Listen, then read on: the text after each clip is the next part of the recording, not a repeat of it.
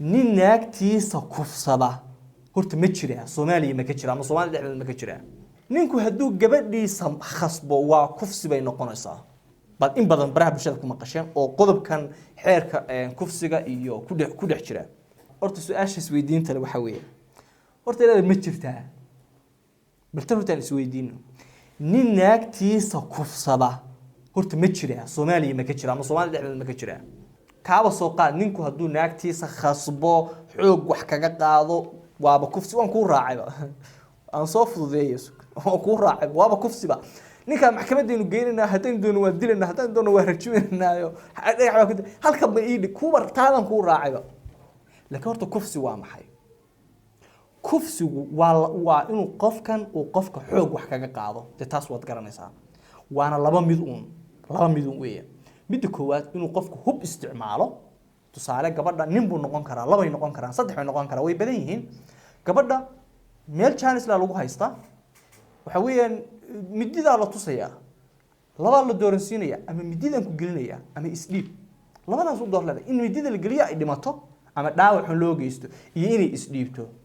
kadibna waxay dooranaysaa inay isdhiibto waxaan okay waan isdhiibi kadibna marka khasab iyo bahalkaas ma jiro xoog baa gabadha laga qaaday laakiin waxa uu si tartiib ah u fulaysaa oo dhameystiran ay u fulaysaa waa mid qodobka labaad hub lama isticmaalaya laakiin waxa la isticmaalaya qofka la qabto xoog loo qabto taasina suurtagal aqligayga kale ilama aha hal ilma yar ma sheega in gabadhu tahay laakiin naag weyn oo naagtaada aad guursatay oo ku xoog laba ka xoog baad hal qof xoog wax kaga qaadi kara macquul ma aha si macquul ka tahay qabo gacantan qabo intaan tan qabto marka meel soo saarto labadii kala isku marato hadana soo qaad lugtan qabo oo hadaad doonto ka adko lugta marka ka soo adkaato meel soo dhigtay haday intii kala isku maratay adaa inta daasho marka suurtagal ma ahaba hal qof waxba ma ka qaadi karo hal qof suu uga qaadi kara way adag tahay ama inuu markuu khasqasba iyadu ay siiso taa waan u imaan doonaa ma kufsiba ma waan u imaan doonaa okay taas waxay dhici kartaa in laba nin saddex nin oo kale ay yihiin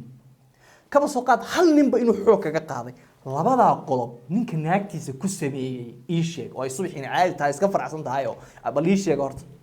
ninka naagtiisa hub wax kaga qaaday ama xoog wax kaga qaaday horta ma jirtaa inaad xagee ku jirtaa qodobka la leeyahay muhiimadda gabdhooy aad u baahantii inaad fahantaan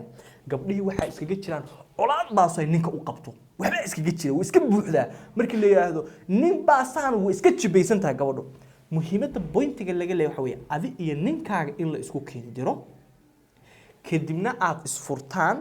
adna ay kuu fududaato gabadhii inay sinaysato ninkiina ay u fududaato inuu sinaysto muhiimadda horta pointiga laga leeyahay waa kaas marka reeraha la isqaba laga hadlayo qodobka kale ee muhiimka gabadhan horta hadaad ninkan isku diidayso guriga hooyada maxaa uga iimaanaysaa maxaa soo doontay su'aal isweydiin lama ma jirta badee eg xilli wixii cudurdaara diinteena ba sheegtay uma bahalkeen karo waxa weeyaan haddii ay haysato cudurdaar haddii ay tahay xaydka haddii ku jirto periodki haddii ku jirto maxaan ku leeyahay xanuunsan tahay haddii just way jirtaa ma mar waxa jirta gabadha aad ka xanaajisay macquul ma hanaag inta dishay inaad wax u doonato marka hore ka raali gali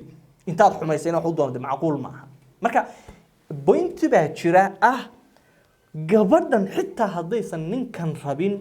point bay ka fikirtaa ama waxay ka fikiraysaa ninkani haddaad isku diido naakalu aadaya guursanaya ama wuu sinaysanaya gabadha caqliga leh no suurtagal maba ahaba marka nin naagtiisa kufsada maba jiraba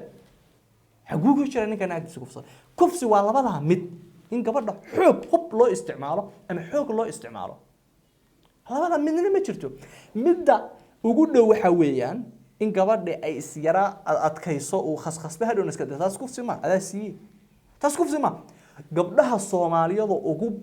ugu badanna wayba ka helaan romantic balkaas ka helaan gabdhaha yar imika soo kacay oo dunida horta hormaatay soo waxaan yara reer magaaloobay ma sheegin laakiin dhaqanka Soomaaliyeed ee caadiga ficlan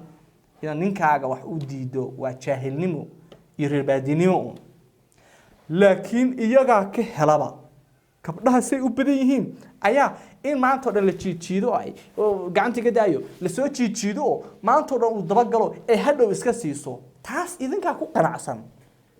romantic ma helaysaanbe ilaa xoogaa la idin khaskhasba ninka u diidaan taas ma kufsi baa no cid wax kaa qaadi karta ma jirto in xoog lagu isticmaalo mooyaane ninka naagta hoob iyo xoog u isticmaalaya waa kee urdi Soomaalidu runta iskama sheegto gabdhii iyadoo aan waxba lagu sameynba ayaa khadiyaan laga taagan yahay hal erayo yaroo la yiri iyo maxaan ku yiraahdaa wax macna ma lahaynba ninka intuu hub u soo qaatay ama xoog u isticmaalay naagtiisa oo haddana caadi my friends reality waxa weeyaan pointiga waxa weeyaan in la badiyo khilaafka idin dhaxeeya adiga ninkaaga kadibna la idin kala furo okay haddaba aad aragtay reer galbeedka waxa la dhiirigeliyaa labada qof inuu Soomaali xitaa qurbaha tagto waxa la dhiirigeliyaa qofku labada qof in ay maxaa la yiraahdaa ay isfuraan tusaale selurkii haddii kala xanaaqaan gabadha waxa la lacag dheeraad lagu siinayaa ninkana gacad lacag dheer hadday isfuraan oo mid walba single yahay mid walba lacag dheer hadday isqabaanna lacagta waa laga goosanayaa muhiimadu ku jirta meesha ma garanaysaa that means just gabadhu waxay leedahay ba ninka kan in yar khalad ah hadday ku aragto when you go maxaa waay dawladda bay garab taagan oo ku caawinaysa lacag baba lagu siinaya haddii la oran lahaa ka waran haddaad wada joogtaan lacag baa la idin siinaya haddaad kala tagtaan waa la idinka jaraya laba qof oo isfuri lahaa qurbaha ma jirto Soomaalida qurbaha laba qof oo isfuri lahaa ma jirto dib kasto ay isku qabaan ma kala tageen so pointiga fahan looga jeedo